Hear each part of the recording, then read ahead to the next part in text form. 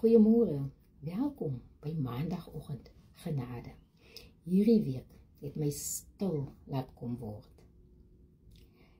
Die week het ek besef, na 42 jaar by 2 verskillende maatskappye, het bydag vir my stil aangebreek, sonder 'n foon wat afgaan en sê, jou salaris is inbetaal, sonder 'n foon wat my laat smile.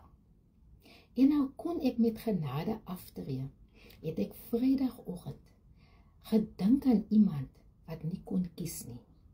Aan die een wat vandag opstaan met niks, behalwe 'n oproep waarvoor hy of sy uitsien, wat gaan sê, kom vir die onderhoud, jy het die werk gekry, kom in dat ons die papier weer kan voltooi.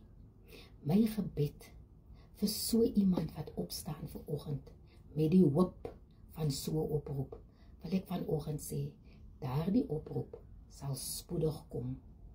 En ek vertrou dat jy nie sal moeg word om aan te hou soek nie, want jy doen wat jy kan binne jou vermoë, en die onmoontlike los jy vir die Here.